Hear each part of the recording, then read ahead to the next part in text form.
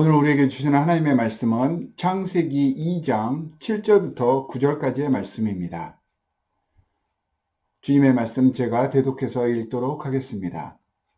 여호와 하나님이 땅의 흙으로 사람을 지으시고 생기를 그 코에 불어넣으시니 사람이 생명이 되니라. 여호와 하나님이 동방의 에덴의 동산을 창설하시고 그 지으신 사람을 거기 두시니라.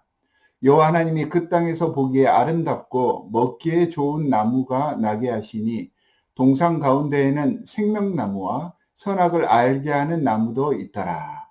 주님의 말씀입니다. 하나님께서 만드신 모든 창조물들은 그 자체로 완벽하고 온전한 것들이었습니다. 새로운 것들을 창조하실 때마다 하나님께서는 그래서 보시니 좋았다라고 성경은 이야기를 하고 있습니다. 세상을 모두 창조하신 후에 하나님께서는 다시 오늘 본문 말씀에서처럼 에덴 동산을 만들어 주셨습니다.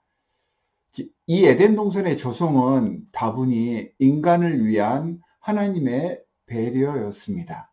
하나님께서 창조하신 천지 만물은 전체적으로 조화롭고 아름다웠지만 유한하고 연약한 피조물인 인간들에게는 매우 벅찬 환경이었습니다. 그래서 하나님께서는 이 인간이 안전하게 살 수 있는 최적의 환경, 에덴 동산을 조성해 주셨던 것입니다. 사람들이 온전히 편하게 거할 수 있는 곳, 이곳이 에덴입니다. 그래서 에덴의 원어의 뜻 속에는 천국이다라는 단어가 여기에 포함되어 있습니다. 우리 인간에 대한 특별한 배려와 관심의 표현이 바로 이 에덴 동산이었습니다. 여기서 우리가 오해하지 않아야 할 사항이 있습니다. 이 에덴 동산, 이 낙원은 창조주의 입장에서 보시기에 아주 좋은, 조화롭고 평화로운 상태였지, 피조물인 인간의 입장에서 에덴의 모든 것을 무분별하게 흥청망청 소비만 할 수 있는 그런 곳이 아닙니다. 피조물들 간의 조절과 관리를 위한 상호 간의 노력이 필요한 곳이 바로 이 에덴 동산입니다. 하나님께서는 그렇게 에덴 동산을 만들어 놓으셨고 그렇게 서로가 조화롭게 살아갈 수 있도록 베풀어 주셨던 것입니다. 적지 않은 선을 서로 유지하며 균형을 맞추고 질서를 지켜가는 상태, 이곳이 에덴 동산입니다.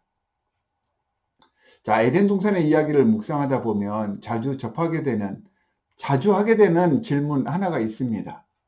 9절에 보면 에덴 동산에 좋은 나무들을 두셨고 또한 생명나무와 선악과를 창조하셨다라고 말씀을 하십니다.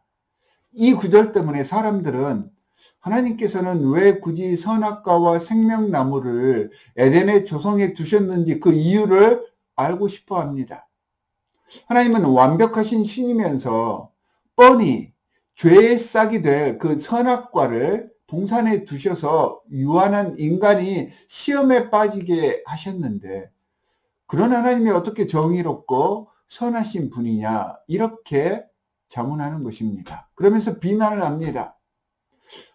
아마 성도 여러분들도 아마 이런 종류의 질문들을 만나보셨을 것입니다.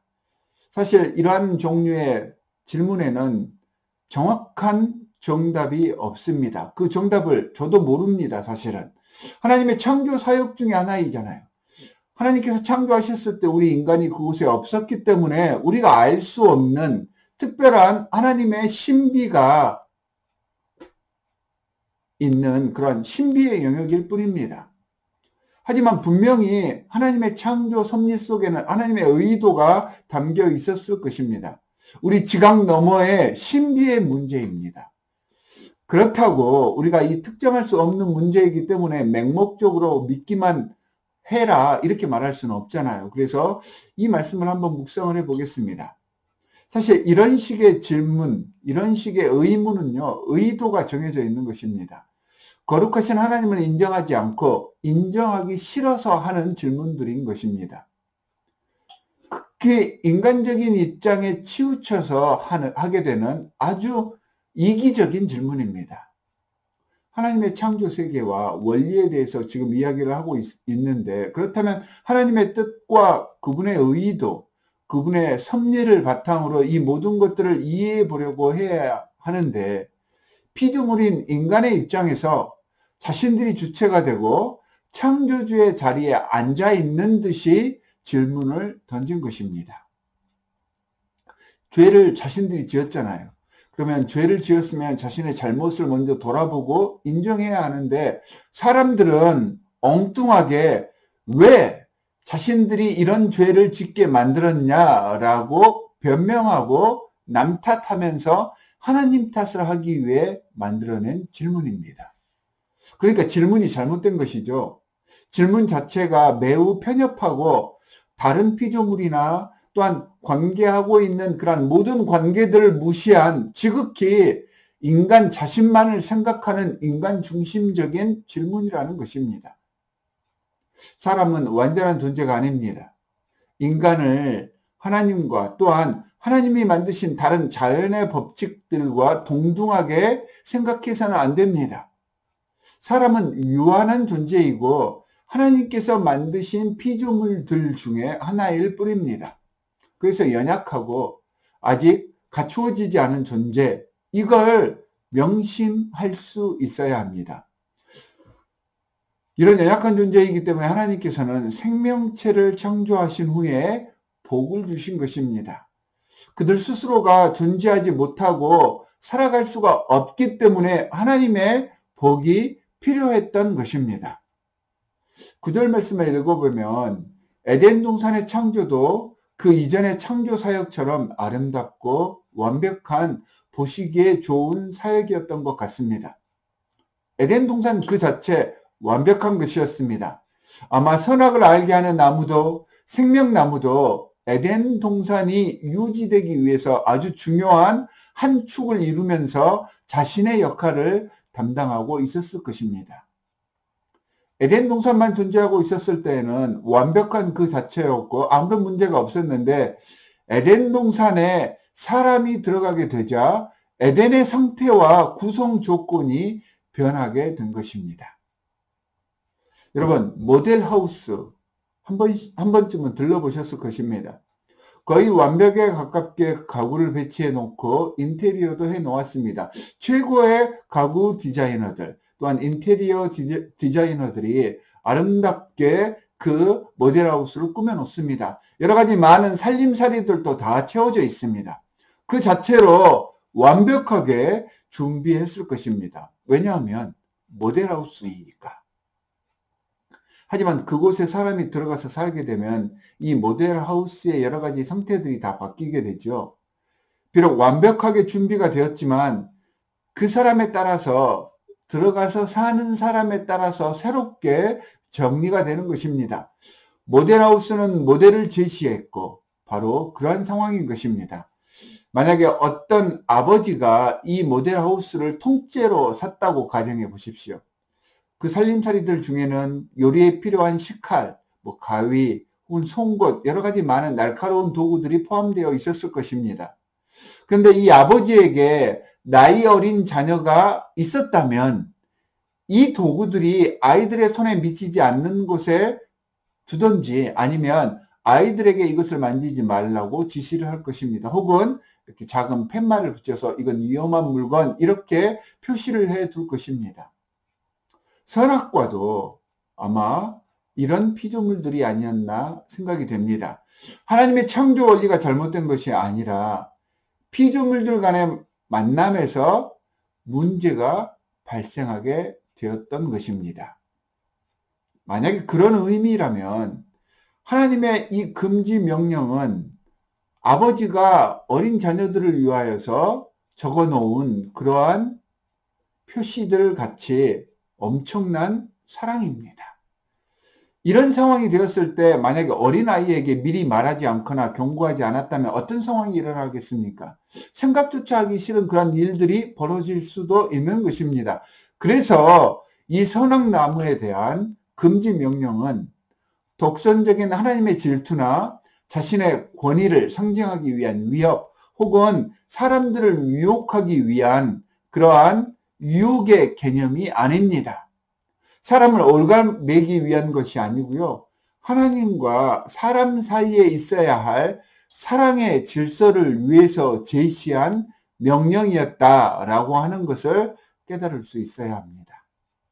사람을 보호하고 행복하게 하기 위한 방법이었습니다. 선악과 그 자체가 나쁜 것이 아닙니다. 그 존재에는 문제가 없지만 이것이 쓰여졌을 때에는 문제가 될 수도 있었습니다. 어떤 분들은 선악을 알게 된다는 것은 놀라운 지혜 중에 하나가 아니냐. 그런데 그게 무슨 문제가 되냐라고 반문을 하십니다. 그런데 그렇지가 않습니다. 선은 모르겠지만 악은 인지하는 그 순간부터 우리 안에 들어와서 우리를 오염시키고 전염시킵니다. 악이 죄가 되고 죄가 사망이 되는 그 과정이 반드시 따르게 되어 있습니다. 악이라고 깨닫게 된다는 것은 우리를 억누르고 억제하고 자유롭지 못하게 저절로 이 모든 과정들이 따라오게 된다는 것입니다. 악을 느끼는 순간 이미 악은 우리를 오염시키게 되어 있습니다. 이것이 악의 힘입니다.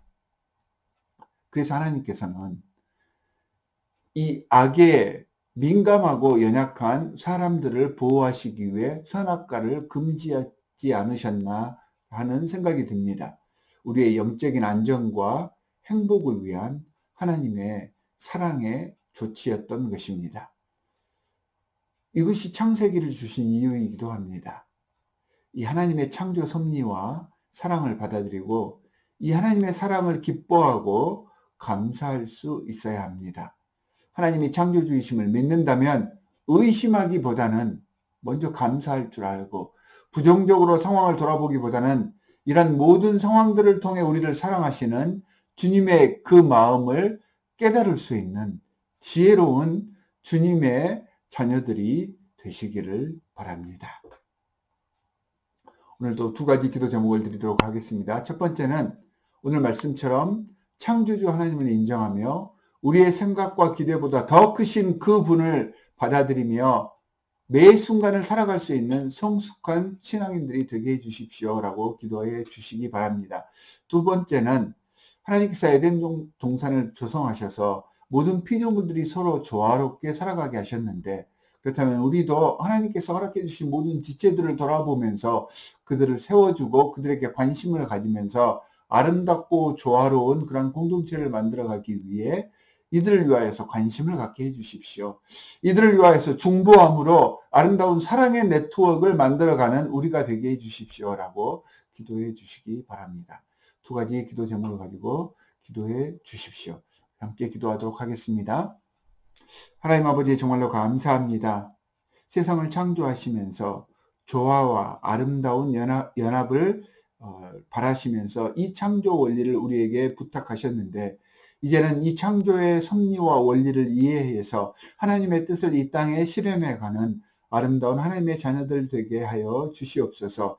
우리만을 생각하고 이기적으로 모든 것들을 적용하는 것이 아니라 주님께서 허락해 주신 여러 많은 지체들을 돌아보며 이들을 위하여서 중보하고 하나 되기 위하여서 희생하고 헌신할 줄 아는 하나님의 귀한 자녀들의 모습을 만들어가게 하여 주시옵시고 또는 하나님께서 허락해 주신 모든 피조물들을 돌아보며 관리할 줄 아는 영성을 저희들에게 허락하여 주시옵소서. 하나님 이를 통하여서 우리가 서 있는 이곳에서부터 하나님의 나라를 만들어 가겠습니다. 하나님 이러한 관심과 사랑과 격려와 배려를 통하여서 사랑의 네트워크를 조성해 가는 하나님의 귀한 일꾼들이 되겠습니다. 성령으로 함께 하셔서 우리의 부족한 점들을 채워주시고 주님께 영광 돌리는 매 순간을 살아가게 하여 주시옵소서.